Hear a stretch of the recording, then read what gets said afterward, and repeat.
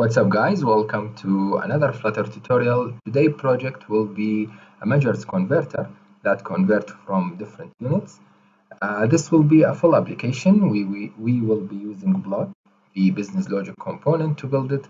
And after this tutorial, I hope that you will have a very good knowledge on the functionalities of Flutter widgets like the onChange method and also the setState.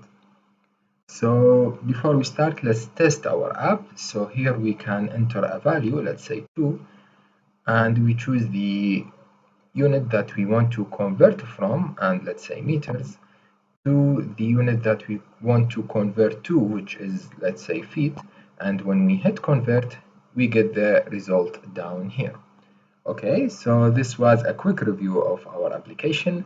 Now let's get started. Okay, so as usual, we will be building the app from scratch. So let's start by importing the Flutter material package, and let's create our main function, which will run app, and let's call it my app. Now my app will be a stateless widget, and we want to return a material app instead of container. Let's remove the debug banner by setting it to false, and for the home, we will be creating the converter class.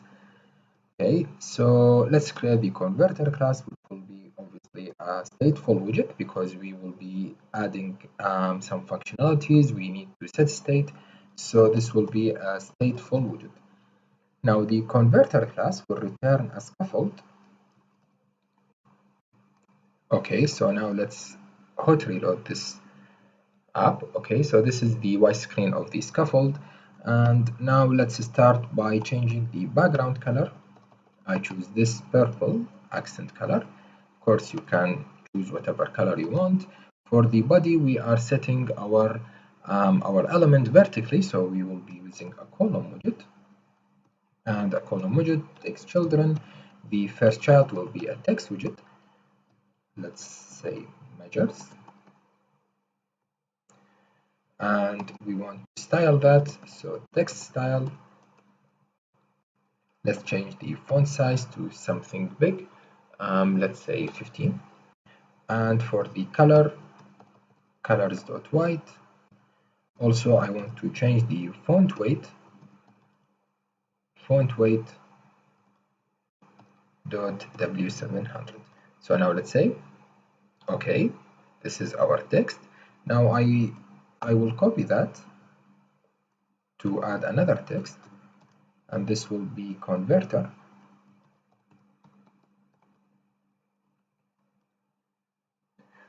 Okay, now I want my element to be in the center, so I will wrap my column with a center widget. And I also want to push it a little bit down, so I will be adding some padding to the column. And let's change that to symmetric, vertical, and let's say 30. Okay. Now this is the text. After the text, we want to add our text field. So text field. And for the text field, let's change the decoration to input decoration. And I want to change the border. So border will be an outlined input border. The border radius will be circular border radius and circular border radius. And let's set that to 20. Let's save. Okay, so this is our text field. I hope that you can see it, but let's style it a little bit. So for the field, I want to set it to blue, and the fill color will be colors.gray 300. I want to add a hint text, which will be, let's say, enter your value. Okay, let's save. Okay. For the text field itself, I want to change the style of the text. So style, text style, and let's make the font size something a little bit big, so 22. And for the color, I want colors.white. Okay, so now when I click here, I can type whatever I want. Okay, white wasn't a good choice, so let's change that to black. So let's type. Okay, so this is better. Now I want to work with something very important that we will be using right here, which is the onChange method, because we want to take an input from the user, and the input from the user will be essential in our converting method. Now, before that, let me just style my text field and wrap this with some padding, because I wanted to have a different style than that, so I will be using symmetric. Vertically I want just 10, but horizontally I want to add something like 40. Okay, so I guess this is better. Okay, so there are different ways to read from the text field, and for this project we will be using the onChange method. Now the onChange method is already a property in the text field, so now if I type onChange, this is a function, and this function accepts a text as a parameter. Now I only want to store the numeric values from the text field. So if the user entered any string values, I don't need to store that. I only want to store the numeric values. So I will declare a variable, and let's call that input. And this input, let's say double dot try parse the text. So now the text, which is the parameter that we are entering from the text field, must be a double, so we can store it in this input variable. And now let's add some if statement, and we want to check if this input is empty or not. So if it's not null, and that means we already entered a numeric value, we want to set state, and we want to store this input to another variable so we can work with it and we can convert it later on. So the variable I didn't create it yet, I will create it in just a second. So let's say the user input will equal to the input. And now let's create this user input variable. On the override, I want to create a variable of type double, and let's call that the user input. Okay, so now we stored the text field, the value that we entered in this user input. Now, because we are working with this set state, we must add something very important, which is called the init state. So this will be void init state, and the init state, we want to add an initial value for this user input. So let's set it to 0 because it's a number, and don't forget to call the super.init state. Okay, that's all for the text field. I guess I only want to change one thing, which is the padding. Actually, I set it to 10. Vertically, let's make it 20. I guess this will be better. Okay, so that's better. And now let's create our drop down button. Now the drop down button will of course needs an items. So let's create our items first.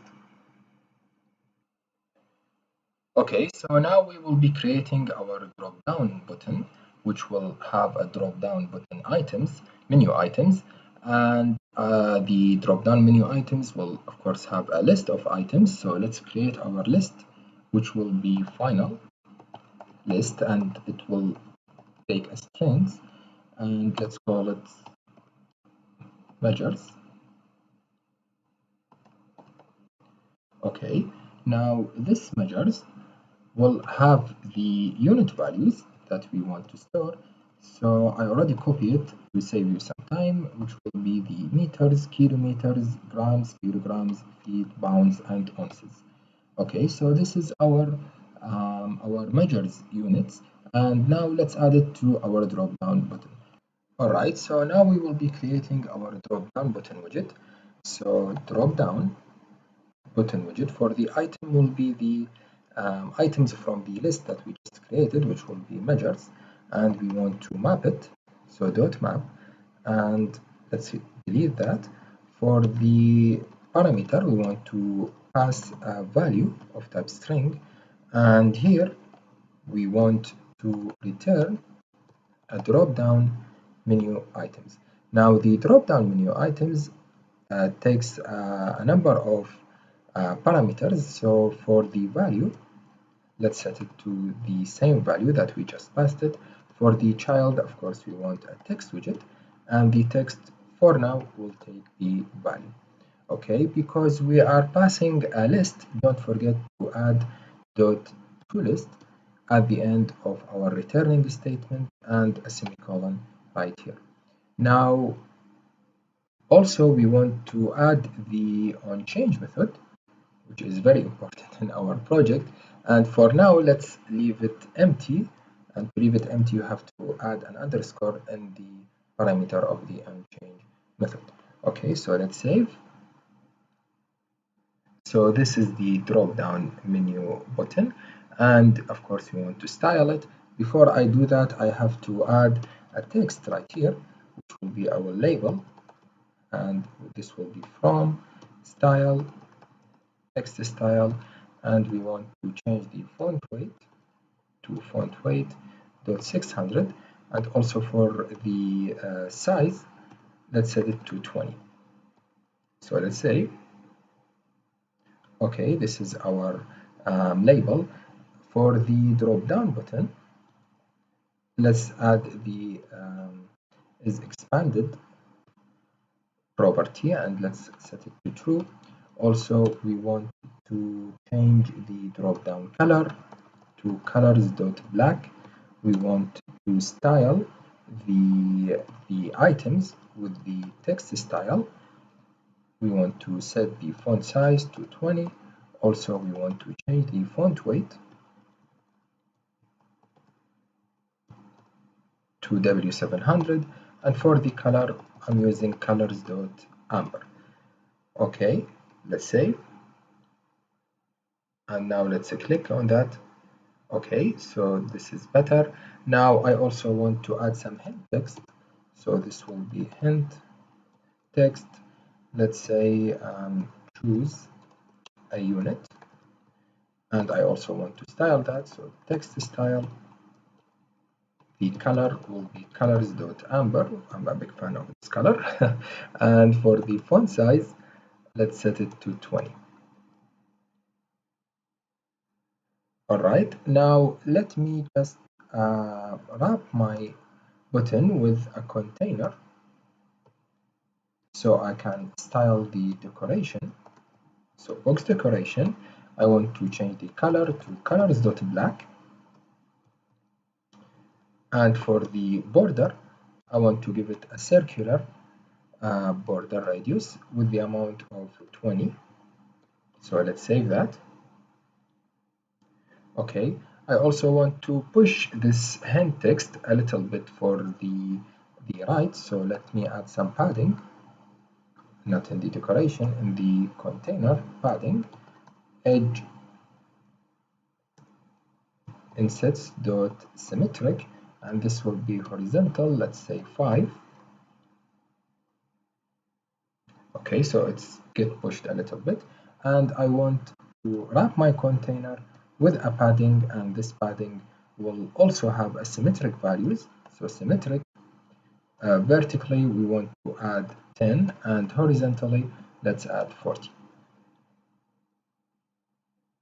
Okay, so this is our drop-down list. Now I will copy that from the text right here to this padding, copy, and I want to paste it because I want two drop-down lists, and I will change the from to 2. Okay, so now we have two drop-down lists. Let's add some size box between them. Height, let's say 10, I guess. Okay, that's better. Now, if you notice this underlined in this drop down, and the best way to solve this problem is to wrap my drop down list with another widget which called the drop down list hidden hide underline. So now if I save, as you see, it's gone. And let's do that for the other one. Doesn't have any underline there, but let's do it so no problems will appear in the future. Okay, so now we have added our two drop down button and we set the list that we just created to the items of each one. Now what we want, of course, is when I select one of these values, the value will appear right here. And to do that, we will do it by using the onChange method like we did in the text field. So let me create a variables right here. Okay, so I will be creating two variables of type string. This one will be the start measures,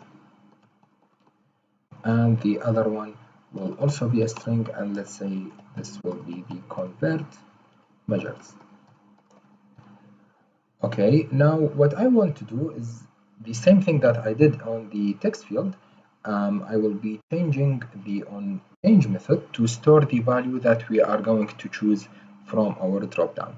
So I will pass a value right here, and remember to set a state because we want to update it whenever we choose another value.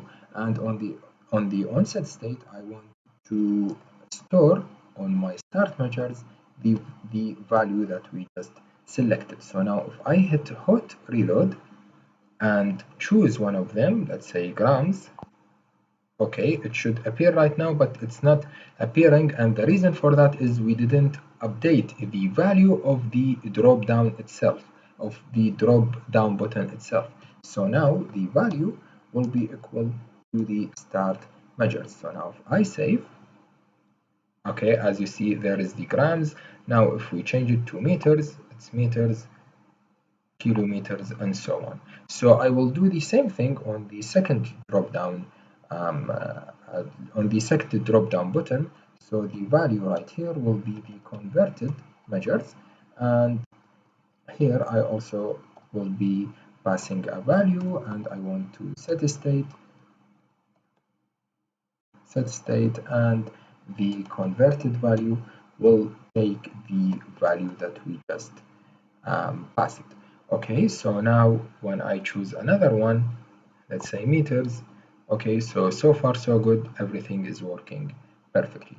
Now after this padding, right here, let's create our button and the text that will show us the result. So for the button, I will create a container, and the container will have a width of, let's say, 100 and a height of 70. Also, we want to change the decoration to box decoration, and we want to change the color to colors.black. I also want to change the border to be a circular border of 20. Okay, so let's save. And I think this is too small. Let's do 200. Okay, this is better. Now let's add a size box right here. Height 20. Okay, and for the style of our container, it will be a text widget, and this text, let's say convert the, let's change the style to text style, and for the font weight, let's change font weight to 700. For the font size 25. For the color, it will be colors.amber. So let's save that. Okay, let's change the font size to something bigger, let's say 40. And on our container, let me add another property. It's called the alignment, and this will be align directional dot center. So this will make the text on the center. Okay, cool. Now let me just push that a little bit more. Okay, that's better. Now I will wrap my container with a widget which will be a flat button, because of course we want to add a function later on, and the function will be an onPressed function. For now, let's keep it empty. Okay, that's it for the container. Now after the flat button which wraps our container, let's add another size box, and this will be height, let's say 15, and after that let's add the text, and the text for now let's just say result. Let's style that text style, and we want to add a font size, let's say 30, and font weight also, let's change the font weight dot 700. So let's save.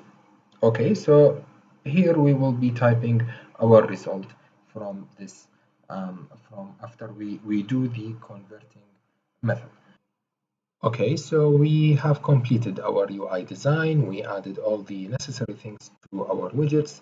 Now our text field only store the numeric values, and we can choose from our drop-down buttons the units that we want to convert. We added the flat button that when we press it, we will do the conversion after we added, and we added the text widget that will show us the result. Now let's start to add the logic to our app.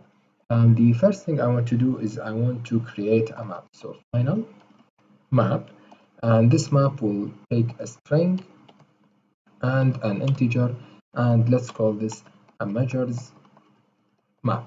Now the reason that I did that is because by creating a map we can assign a key value to every unit or to every string that we have in this map.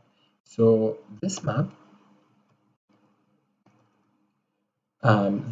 will have the same units that we just added to our list. So let me copy that and paste it right here. Let's add this, a semicolon in the end. Now, as you see, we have an error because we specify the map to accept a string and an integer, and we only have a string right now. So let's add our integer, which will be the key. And as a programmer, of course, we count from 0. So the first one will be 0, 1, 2,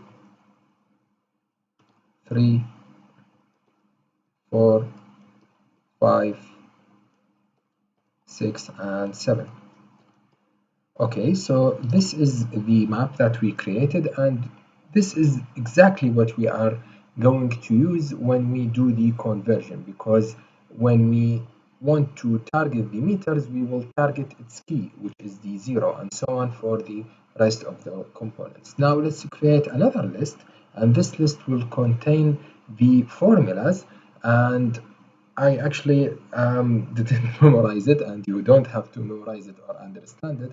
I just copied it from the internet. So let me copy that and paste it right here. So this is the formulas, and as you see, it deals with the key of this map. So the key 0, which is the meters, 1 meter is equal to 1 meter is 0.001. That means that it's 1 to 1000, because one kilometers is 1000 meters, and so on. And these conversions, these formulas, I get it from the internet, and like I said, you don't have to memorize it. I will link these formulas in the description with the GitHub repository for this application, so you can get it from there, or you can pause the video and then copy it before we continue. Okay, so now we have our map, we have our formulas, and now let's create the function that will do the math and that will do the conversion. So void, and let's call this convert. Now this convert function will take 3 parameters. It will take double, and let's call this value, string, and let's call that I don't know, let's say from, and another string will be 2. Okay, so we have three values. The double value, which is the value that we will be getting from our text field right here, the string from the first unit that we will be selecting, and the string 2 will be the second unit that we will be selecting from our drop-down button. Okay, so now let's create an integer. Let's call that n from, and this n from will take the measures map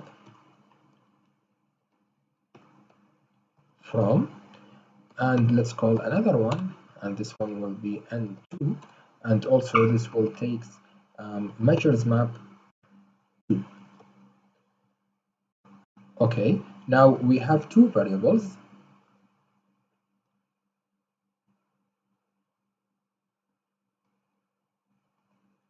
Let me add semicolon right here. Yes. Okay, this is better. Now we have two variables. These variables will take from the map. One will take the value and the other will take the key. Okay, so now I will be creating another variable which will be the multiplier. So let's call this multi, and the multi will take the formula that we just created, and the formula will have the n from dot to string because it's a number, and the other one will be the n2. Okay, and now we have these two variables in our formula. Now let's create the variable for result. So var result, and the var result will be the value multiplied by the multi. Okay, so now we have our function.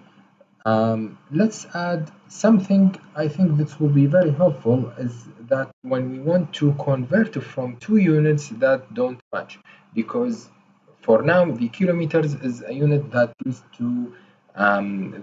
to measures the length, and the pound, for example, will measures the weight. So if there is no match between these units, we want to show a message to the user that this conversion cannot be done.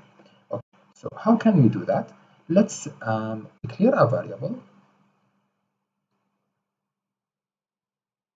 Let's say right here. Oh, or no, let's put it with the other variables. Okay, so this will be string, and this will be a message, or let's call it the result message. So result message. Okay, for now, of course, it's empty. Okay, so after we created a result message string, now we want to check if the result right here is a null or not. And well, it's not null, it's let's say it's 0, because if we back to our formula matrix right here, so let's take the meters, for example, which is this one. Now this is a length unit, and we can convert that with the kilometers, with the let's say, I guess this is the feet, the miles, and so on. But if I want to convert from this unit right here, which is the meter, which is now 1, with a weight unit, let's say a pound, which is 0, so 1 multiplied by 0, it will give us 0. So when we get a 0 as a result, that means that we cannot do this conversion. We cannot perform this conversion. So what I will be doing, I will check if my result is equal to 0. That means the conversion is cannot be performed. I want to change the result message, and I will set it to cannot performed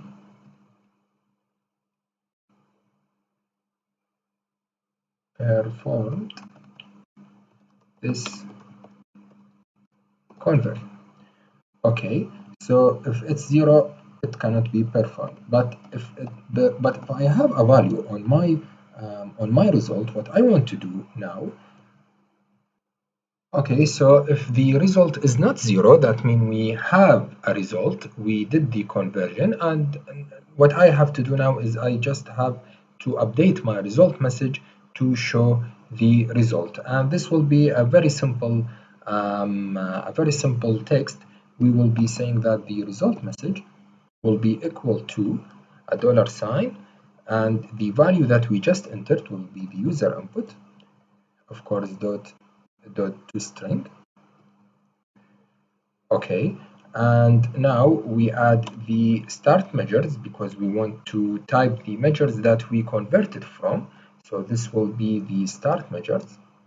Okay, we will add R, and the result, again, the result dot to string, because of course this is also a number. And after that we want to set the converting unit, so convert measures. Okay, so basically now if we added, let's say, 2 from kilometers to meter, that means that we will be typing 2, which is the user input. The start measures will be kilometers R, and then the result that we get it from this conversion and the unit that we converted from. And don't forget the most important thing in this function, which will be the set state method. And the set state method, we will be setting the result message to the result message, and that's what, this is how can we update its value. Okay, so this is all for the converting method. And now for the last step of this tutorial, this long tutorial. Actually, I thought this will be a short video, but I think I was wrong. So now on the onPressed method, what I want to do, I want to check first if I have any empty field of these three fields. If the user didn't enter any value or didn't choose any one of these units from the drop-down button, I will be returning nothing. The result will be 0. But if the user did all of that, I will perform the convert function. So what I can say now, I say that if the start measures is empty, because this is a string, and I will be adding or, because if any of these conditions while we are using or is true, that means this if statement will return true. So if the start measures is empty, and or sorry, the converted measures is also empty, and lastly, if or the user input is equal to 0, because that means the user didn't enter anything, I will be returning nothing. So just return that. And else, if the user did all of that, what I want to do, I want to call the convert method. So convert, and like I said, the convert take three parameters. The first one will be the user input, the from will be the start measures, and the to will be the converted measures. Okay, and now I only have to update my text right here. I added only the result, and what I want to do, I also want to do some statement just to make sure everything is correct.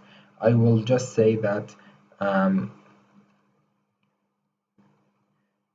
if the result message is equal to null, that means for some reason the result message is null. What I want to do is I want to show nothing, but else if it have any values, I want to show the result message. So now let's save, and let's add a value right here. Let's say it's 2.